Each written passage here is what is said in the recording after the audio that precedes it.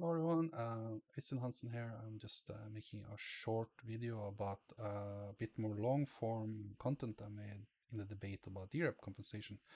I think it's valuable to go a bit deeper than what you can do in a single Twitter thread or in multiple Twitter threads even by looking at research and looking at some of the experience the different persons have about this topic, and I have some experience with this topic. It's something that's been on my mind for quite a while. So I threw something together and took me around 3 hours of effort to do this, but it's based on quite a lot of effort I've done the last 2 years in terms of just general constitutional work. So hopefully it has some wisdom and is useful in the debate. As I write there initially, with my preface, I'm not strongly against the criticism for the DRep compensation. I just want to see a strong debate on this topic, so I want to bring forth as many arguments as possible. And that is all. I honestly have no direct benefit as far as I can see on DRep compensation, since I'm not a DRep myself. And I just want to ask the question, is it a burden or a boon overall for the Carano network?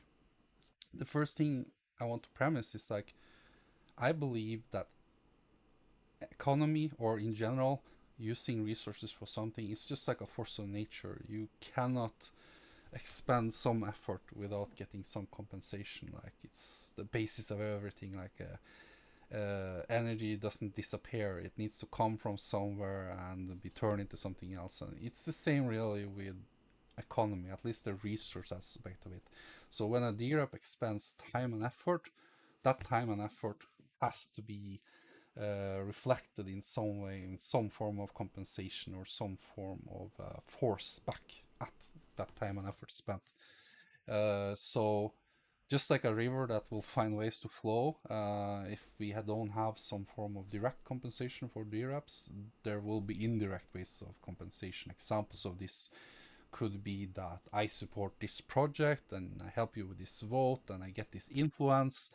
Then in turn you help me on this other vote and I get to leverage that influence for a direct economic impact to my project or my friends' benefit. So indirect benefits always will be the way when there's no direct benefit to choose from. That's just my premise, and if you don't agree with that, please come with your discussions as to why that is not the case, and I will happily consider that. So let's look at some of the responsibilities of a DRep. So yeah, everyone knows they need to vote on governance actions, right?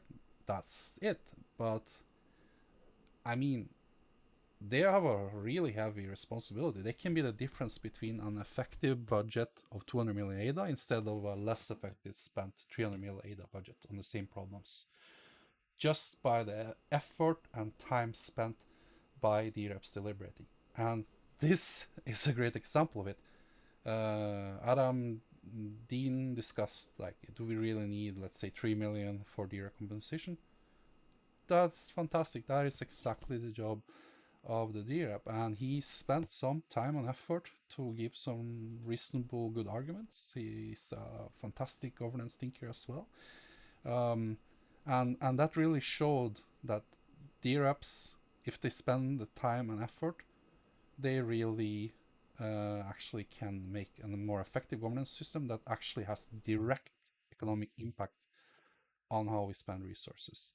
So for me, his argument actually proves that you need to have a budget for some form of compensation or risk having indirect compensation that's not effective and actually causes more economic damage. But that's my take on it, and I'm happy to hear his take on it. But another aspect is that of security. The DReps are one of three actors on this voting of security protocol parameters. Actually, SPOs are even included in that, so CC, DRep, and SPO all vote on this.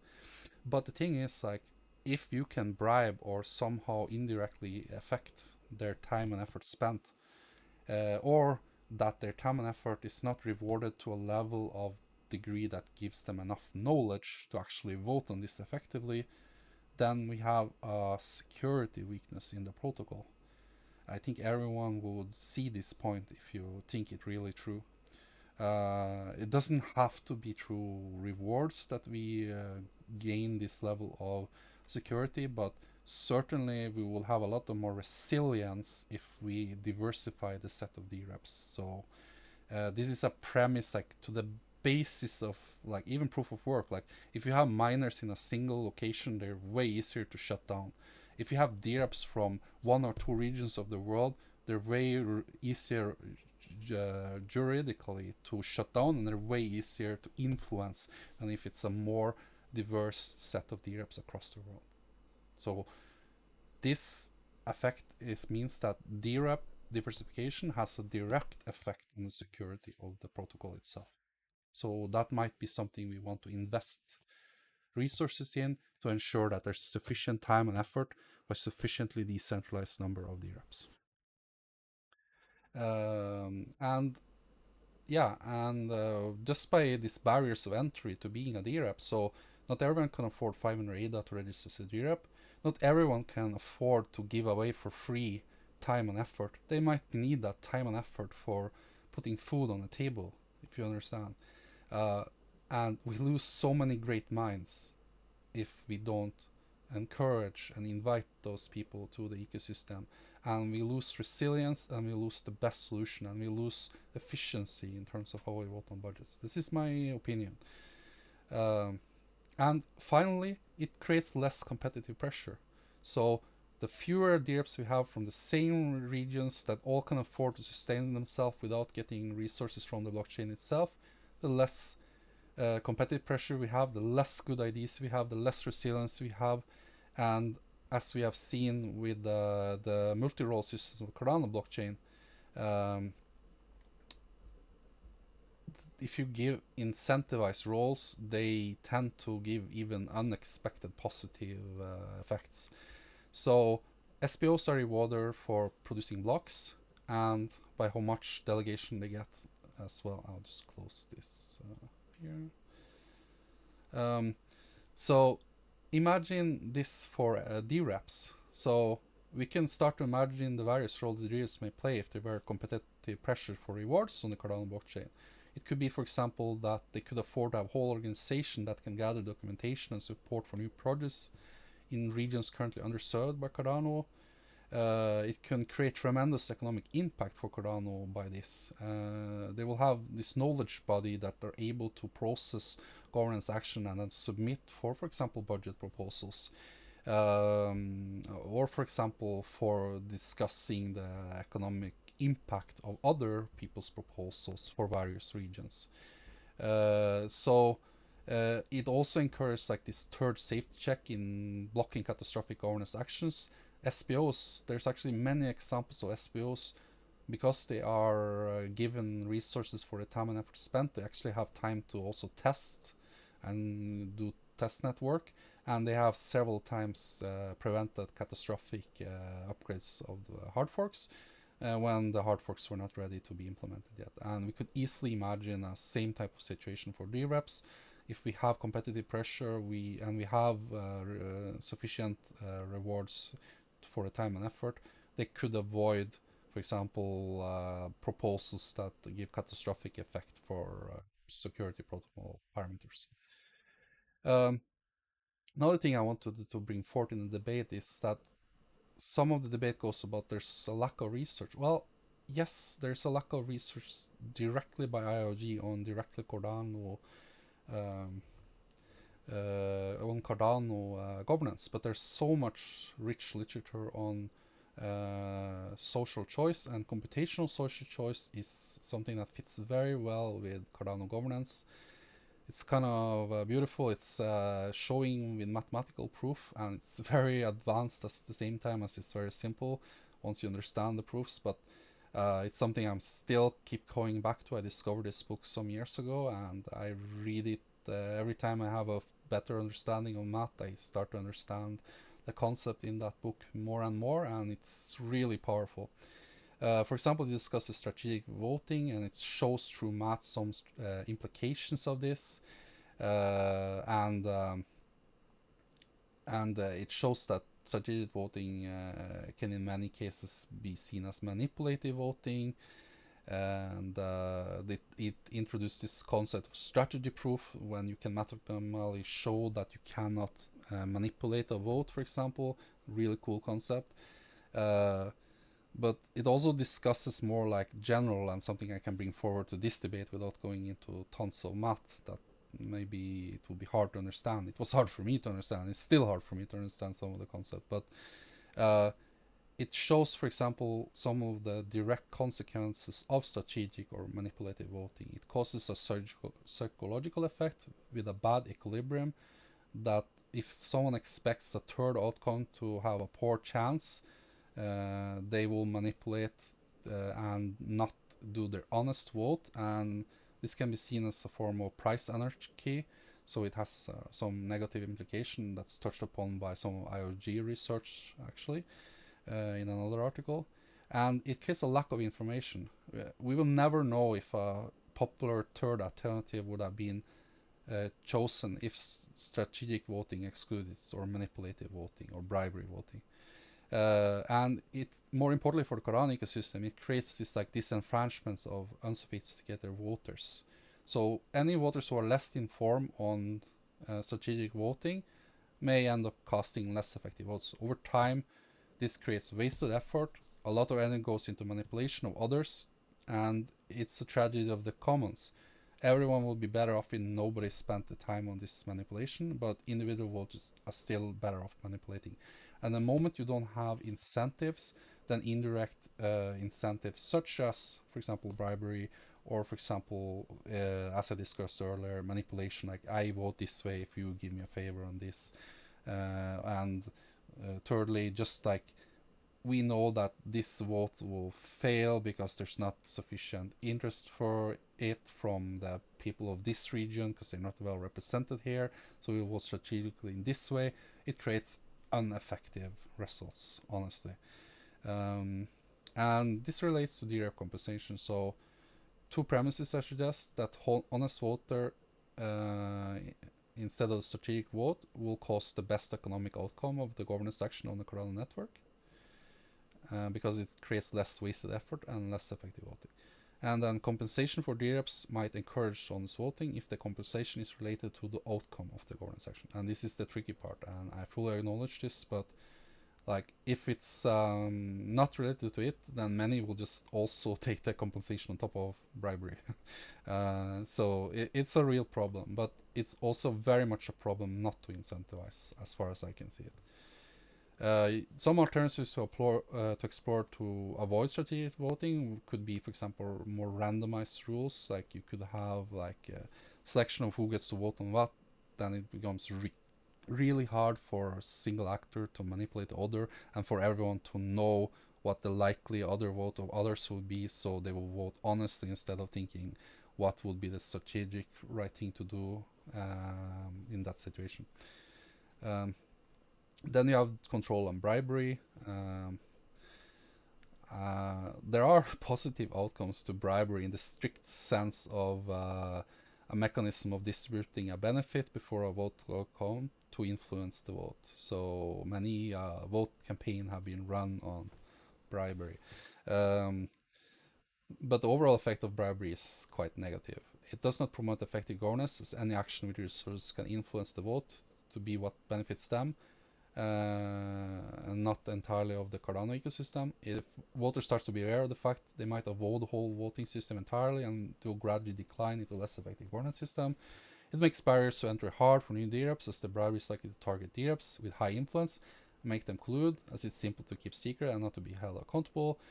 Bribery creates a non-sustainable economy where the voter are utterly dependent on the bribe to keep covering the actual cost of being a DRep in time and effort, and could easily encourage even all-out open selling of votes in the market. This has been discussed previously. There are already voter markets out there, and if you are, again, I feel resources and economy is like forces of nature. They're like a river. They will find ways. If they're not compensated directly, they will flow to other ways of compensation. This is just a force of nature, in my opinion. This is how it works. Um, but you could try to increase the hardiness for bribery. This is discussed in this book. So if it becomes really hard to guess who you should bribe and if they actually vote as you intended, for example, if you hide how you voted, but the problem with that is like you then lose accountability. So you solve one problem with a great cost on the other end. You could also embrace bribery and just make all of it voter markets. But again, it will solve the bribery problem of not having a direct reward and just giving a direct reward by whoever is your delegate to pay for you to vote in a certain way. But it does not solve effective governance. Because what you get when you have your delegates paying for you is that you get whoever has the most resources win. So you do not get the effective governance results. You just get the results of the one with the most current IDA bags. That's the truth. So if that's what you want, okay. But for me, it's not what we signed up for in the preamble of the Constitution, as I will show later. Then we have some of the research currently being made. So in this research paper, reward schemes and committee sizes in proof of stake, there are some points being made. It basically focuses a lot on this like equilibrium, how many DReps should there be, just as how many SPO should there be in game theory. But I think it has some interesting properties. It shows that random rewards are probably not a good idea, just by its premise that if you are going to reward effort and that effort will attract more delegation, then you have a problem if you just randomly distribute rewards, because that's no longer effort rewards. It's just by being part of it, you had a random chance to being part of that. So I think lottery is not the way to go forward. Um, and for me, it just highlights that we need more research on what are the positive effects of many DReps in terms of ensuring we have strong representation from all of the Cardano ecosystem participants over time, such that we have growth and representation from part of the world that has little representation so far in Cardano. In the in the paper Blockchain Bribing Attacks and the Efficiency of Counter Incentive, it shows bribing attacks in proof of stake, and I believe this could be also drawn parallels to both SPOs and DReps, and it shows like how you need to have incentive-based mitigation techniques. It more focuses on the opposite, like slashing and dilution, but this has traditionally not been the way of Cardano. It has positive reinforcements in the penalties, and one could argue that accountability can be created with reduced reward for doing something harmful or not effective to current governance. Uh, Examples that could be, let's say that DReps consistently vote against something that's yes to something that's voted unconstitutional by the CC, and they do not vote at the same time that they are throwing out the CC. They're just not bothering to read the governance action if it's actually constitutional or not themselves and think independently on that. That is probably not effective governance. So might not be something to incentivize, it might be something to discourage. In the paper SOC, a stratified approach to blockchain decentralization, it's an excellent paper. I highly recommend so as many people as possible who are interested in blockchain governance to read this paper. It's truly, I love this paper. But they put forth a systemization of blockchain across 8 different layers, one of them being governance, another geography, that's like across all the other layers, and measure them for properties of safety, liveness, privacy, and stability. And some of the interesting observation is that it's a fact. I mean, all of us know this, but like it really hits home in the way they present it with all these layers. Is that cryptocurrencies rest on a majority of computational power acting honestly, and this is the important part, and that there's no single pot of failure. So each of the participants alone is too weak to influence the properties of the protocol. And for me, this is a strong case for why we need a large sample size of DReps. Just as we need a large sample size of SPOs, we do not want it to be easy to just manipulate or bribe a few DReps or a few SPOs. And again, DReps also vote on security protocol and parameter changes. And one could view the DRep resource of time and effort as the same effort a network infrastructure uses in energy, and that you, to ensure both safety and liveness of the governance layer, you actually need to also incentivize this resource spent and not just the infrastructure resource spent.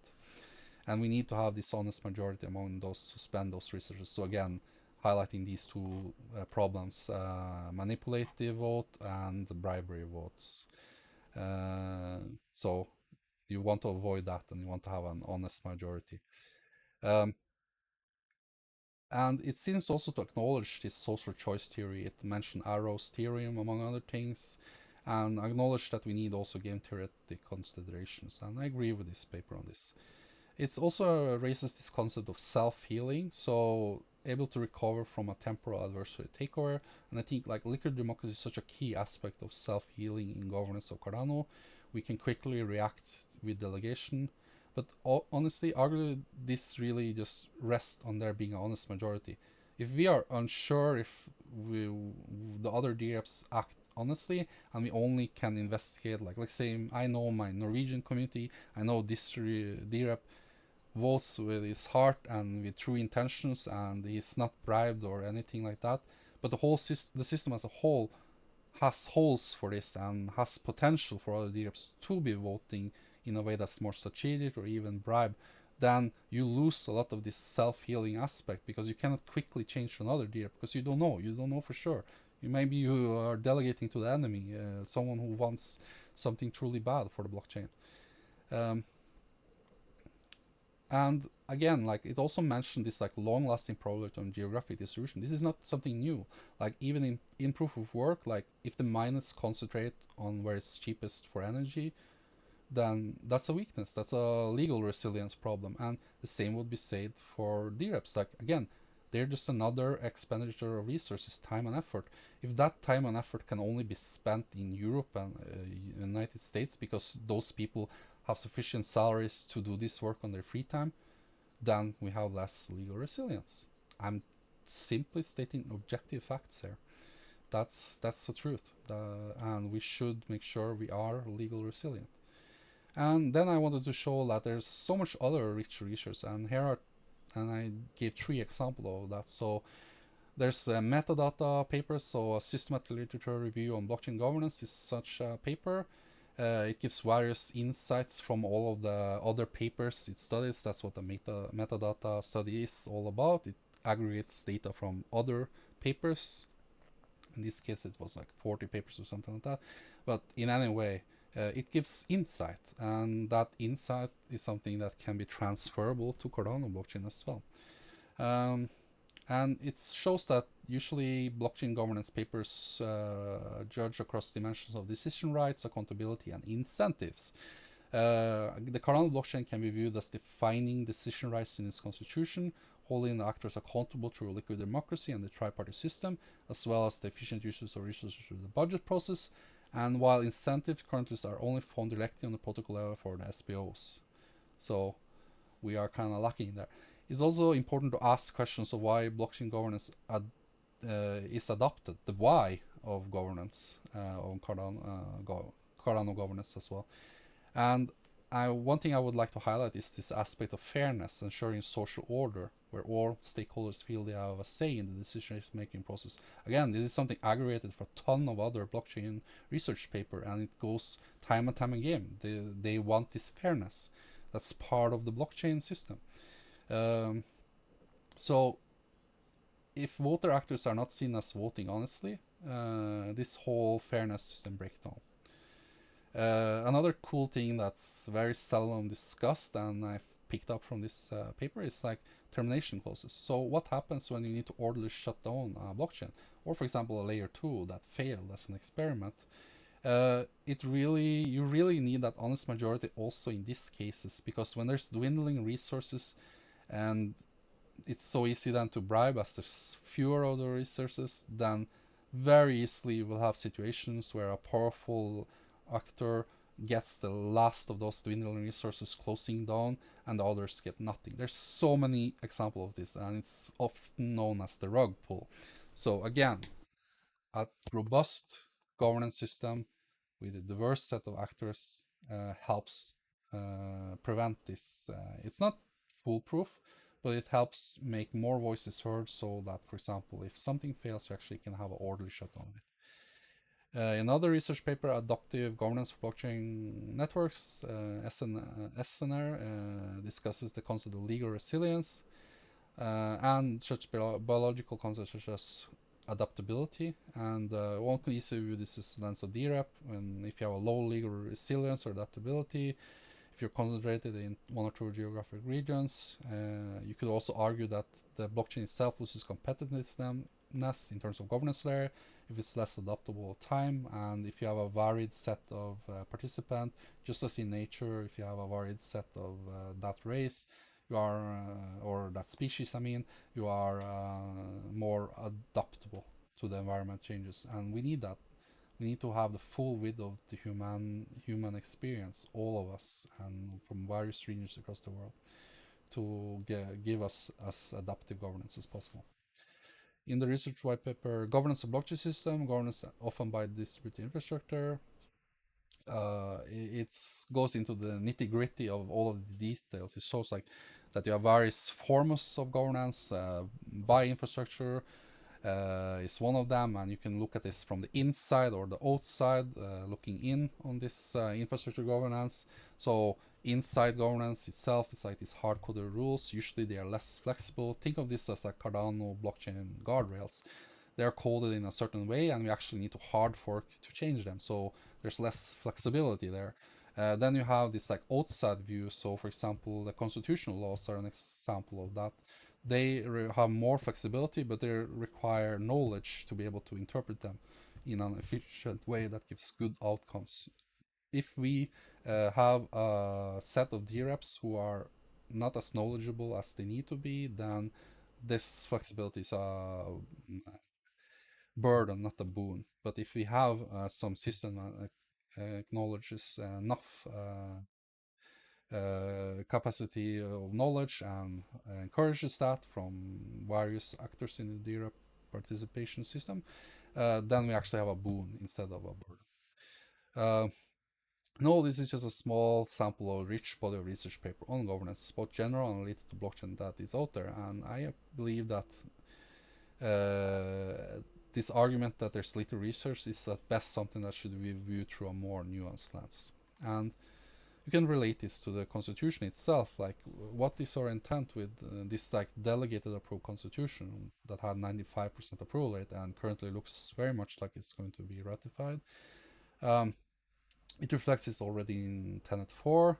I will not highlight this too much, but clearly there's a possibility for compensation. But I would really like to highlight this like roots of all of this. Like, it's already in there in the preamble.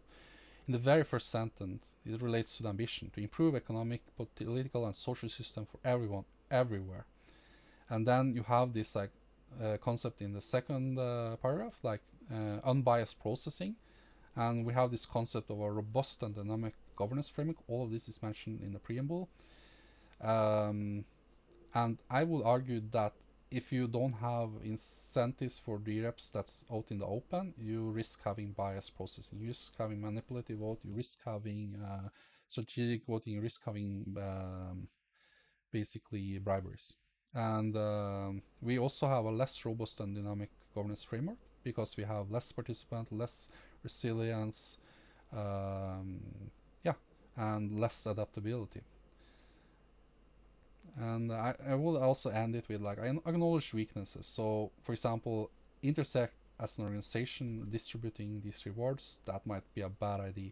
First of all, there's a legal jurisdiction. Intersect is based, I believe it's in Wyoming, and there might be legal reasons why we cannot give rewards to all the various geographical distributions. So Iranian DReps as an example. Then we have the control aspect. If there's a single MBO, then did you just move the problem to control over to the organization? Are now the DReps dependent on the goodwill of them? You could argue you could counter that with objective criteria, so you're held accountable. But this problem of distribution is not solved until we do protocol distribution. Then we can also solve this. So in my opinion, like we might not end up with a budget for the DRep compensation, but the hope is really to set up precedents for careful discussion of the real cost of not having such a budget. You might think that the 2 million ADA for DRep compensation is wasteful if it doesn't go to direct development, but if you can millions of ADA spent on a new node implementation, like a Rust node implementation, because we care for the safety of the protocol, then I think we should be considering that also a diverse set of DReps creates security aspects of the protocol. And also, if we have more adaptability and resistance to bribery, that might actually save us millions, hundreds of millions of dollars in terms of budget discussions and not be a burden to the Cardano treasury, but a boon. I hope this was useful and see you in another video.